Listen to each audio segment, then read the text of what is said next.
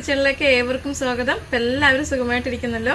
അപ്പോൾ ഇന്നത്തെ നമ്മുടെ സ്പെഷ്യൽ റെസിപ്പി എന്ന് പറയുന്നത് നമുക്ക് ഏവർക്കും ഇഷ്ടമുള്ള, അതായത് മലയാളികൾക്ക് എല്ലാവർക്കും ഇഷ്ടമുള്ള പരിപ്പ് പ്രഥമൻ്റെയാണ്. അപ്പം നല്ല ടേസ്റ്റി ആയിട്ട് നല്ല കൊഴുപ്പോട് കൂടിയാണ് ഉണ്ടാക്കിയിരിക്കുന്നത്. പിള്ളേർക്കും അതുപോലെ തന്നെ വലിയവർക്കും ഒക്കെ ഇഷ്ടപ്പെടുന്ന രീതിയിലാണ് ഉണ്ടാക്കിയിരിക്കുന്നത്. അപ്പം എല്ലാവരും ഈ ഓണത്തിന് പരിപ്പ് പായസം ഉണ്ടാക്കി നോക്കുക. ഓക്കെ, അപ്പം നമ്മുടെ ചാനൽ ആദ്യമായിട്ട് കാണുന്നുണ്ടെങ്കിൽ സബ്സ്ക്രൈബ് ചെയ്യുക, ലൈക്ക് ചെയ്യുക, കൂട്ടുകാർക്കൊക്കെ ഷെയർ ചെയ്യുക. അപ്പം നമുക്ക് വീഡിയോയിലോട്ട് പോവാം.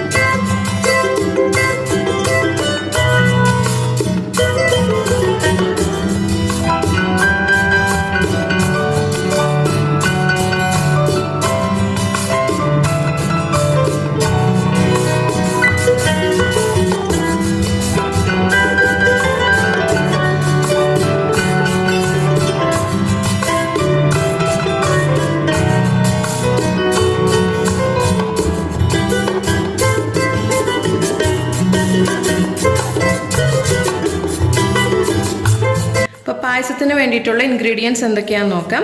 അപ്പോൾ ആദ്യം മെയിൻലി വേണ്ടത് നമുക്ക് പരിപ്പാണ്. അപ്പോൾ നമ്മൾ പായസം ഉണ്ടാക്കാൻ ഉപയോഗിക്കുന്ന പരിപ്പെന്ന് പറയുന്നത് ചെറുപയർ പരിപ്പാണ്.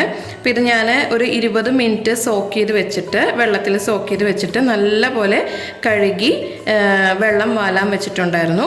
അപ്പോൾ നല്ലപോലെ വെള്ളമൊക്കെ വറ്റി റെഡിയാക്കി വെച്ചിരിക്കുന്നതാണ്.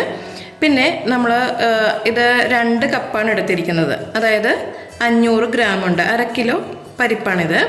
1/2 കിലോ പരിപ്പിന് ഞാൻ ശർക്കര എടുത്തിരിക്കുന്നത് ഏകദേശം 1 കിലോ ഫുള്ളായിട്ടില്ല, ഒരു 900 ഗ്രാമാണ് ശർക്കര എടുത്തിരിക്കുന്നത്.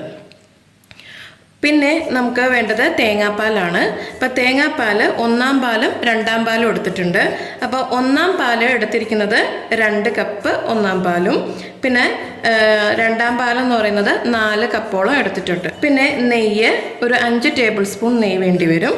പിന്നെ ഞാൻ നമ്മുടെ കാഷ്യൂ നട്ട്സും അതുപോലെ തന്നെ ഉണക്കമുന്തിരിയും നെയ്യിൽ വറുത്ത് എടുത്ത് വെച്ചിട്ടുണ്ട്.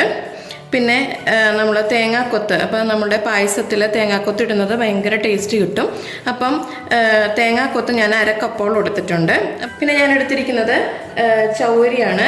അപ്പം ഇത് ഞാൻ കുക്ക് ചെയ്ത് വെച്ചിരിക്കുകയാണ്. അപ്പോൾ ഇതെങ്ങനെ ചെയ്തതെന്ന് വെച്ച് കഴിഞ്ഞാൽ ഞാൻ 1/2 കപ്പാണ് ചൗവരി എടുത്തിരിക്കുന്നത്. ഈ 1/2 കപ്പ് നല്ലപോലെ സോക്ക് ചെയ്ത്, വെള്ളത്തിൽ സോക്ക് ചെയ്ത് ഒരു 20 മിനിറ്റോളം വെച്ചു. അതിനുശേഷം നല്ലപോലെ കഴുകി എടുത്തിട്ട് ഒരു 4 കപ്പ് വെള്ളത്തിൽ കുക്ക് ചെയ്തെടുത്തു. എന്നിട്ട് അത് ഊറ്റിക്കളയുക, വെള്ളം ഊറ്റിക്കളയുക, സ്ട്രെയിനറിലോട്ടിട്ട് വെള്ളം ഊറ്റിക്കളഞ്ഞു. അതിനുശേഷം നമ്മുടെ തേങ്ങാപ്പാലുണ്ടല്ലോ, 1 പാലിൽ 1/4 കപ്പ് 1 പാലിൽ ഞാൻ ഒഴിച്ചു വെച്ചിരിക്കുകയാണിത്. അപ്പം കട്ട കെട്ടാതിരിക്കാൻ വേണ്ടിയിട്ടാണ് തേങ്ങാപ്പാലിൽ ഇട്ട് വെച്ചിരിക്കുന്നത്. അപ്പോൾ തേങ്ങാപ്പാൽ ഇല്ലയെന്നുണ്ടെങ്കിൽ നമ്മുടെ സാധാരണ പാക്കറ്റ് പാലിലായാലും എടുത്തു വെച്ചാലും മതി.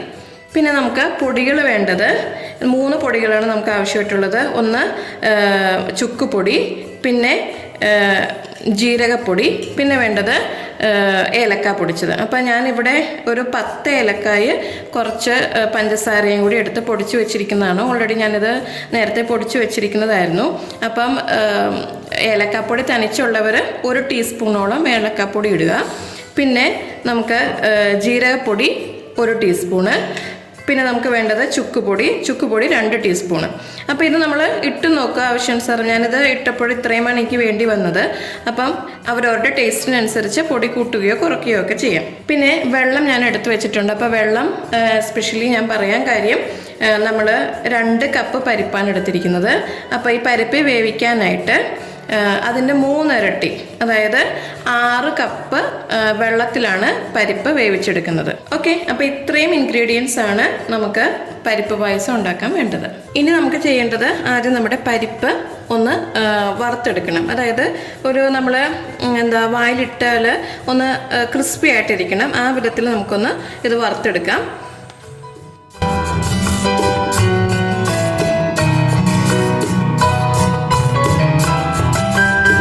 നന്നായി ഇത് വറുത്ത് വന്നിട്ടുണ്ട്. അപ്പോൾ ഇതേപോലെ നല്ല ക്രിസ്പി ആയിട്ട് കിട്ടണം. ഇനി നമ്മൾ എടുത്തു വെച്ചിരിക്കുന്ന വെള്ളം, അതായത് 6 കപ്പ് വെള്ളം ഞാൻ നല്ലപോലെ തിളപ്പിച്ചെടുത്തിട്ടുണ്ട്. അപ്പോൾ നമ്മൾ ഒരിക്കലും തണുത്ത വെള്ളം ഒഴിക്കരുത്, ചൂടുവെള്ളം ഇതിലോട്ട് ഒഴിക്കുക.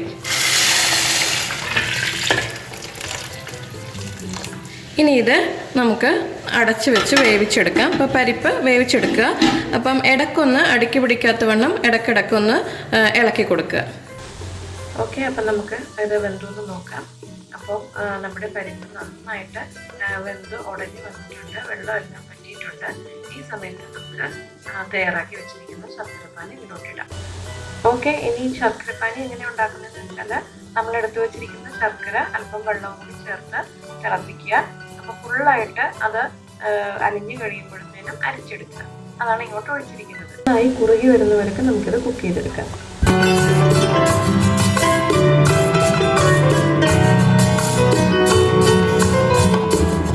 പായസം നന്നായിട്ട് കുറുകി വന്നിട്ടുണ്ട്. നമുക്ക് ഈ സമയത്ത് നമ്മൾ എടുത്തു വെച്ചിരിക്കുന്ന 2ാം പാലുണ്ടല്ലോ, ആ 2ാം പാല് നമുക്ക് ഇതിലോട്ട് ചേർക്കാം. നല്ലപോലെ മിക്സ് ചെയ്യുക. ഇനി നമുക്ക് ഇത് നല്ലപോലെ കുറുകി വരുന്നവരേക്കും, അതായത് ഒത്തിരി ആകണ്ട, എന്നാൽ കുറച്ചൊന്ന് കുറുകി വരുന്നവരൊക്കെ നമുക്കിത് കുക്ക് ചെയ്തെടുക്കാം. നമ്മുടെ പാലും പരിപ്പും എല്ലാം നന്നായിട്ട് മിക്സായി കുറുകി വന്നിട്ടുണ്ട്. ഇപ്പോൾ നമ്മൾ എടുത്തു വെച്ചിരിക്കുന്ന പൗഡറുകളെല്ലാം നമുക്കിതിലോട്ട് ഇടാം.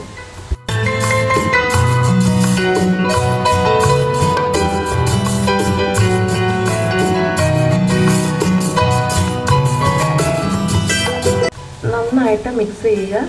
പൗഡറിൻ്റെ അളവ് അവരുടെ ടേസ്റ്റ് അനുസരിച്ച് കൂട്ടുകയോ കുറയ്ക്കുകയോ ചെയ്യാൻ കേട്ടോ. ഇത് നമ്മൾ നേരത്തെ കുക്ക് ചെയ്ത് തേങ്ങാപ്പാലിൽ സോക്ക് ചെയ്ത് വെച്ചിരിക്കുന്ന സാബുദാനയാണ്. ഇത് നമുക്ക് നമ്മുടെ പായസത്തിലോട്ട് ചേർത്ത് നന്നായിട്ട് ഇളക്കി യോജിപ്പിക്കാം.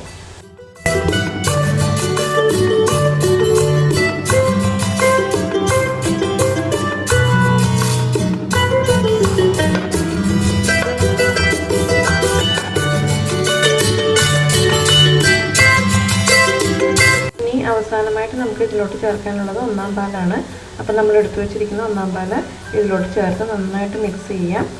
അപ്പം ഒരിക്കലും നമ്മൾ 1ാം പാൽ ചേർത്ത ശേഷം പായസം തിളക്കാനായിട്ട് അനുവദിക്കരുത്. അപ്പം നന്നായിട്ടൊന്ന് മിക്സ് ചെയ്യാൻ മാത്രമേ പാടുള്ളൂ. ഈ ഒരു കൺസിസ്റ്റൻസിയിൽ എത്തുമ്പോൾ നമുക്ക് ഫ്ലെയിം ഓഫ് ചെയ്യാം. അപ്പം നമ്മുടെ പായസം ചൂടോടെ കഴിക്കാനും അതുപോലെ തണുപ്പിച്ച് കഴിക്കാനും ഈ പാകമായിരിക്കും ഏറ്റവും ബെസ്റ്റ്.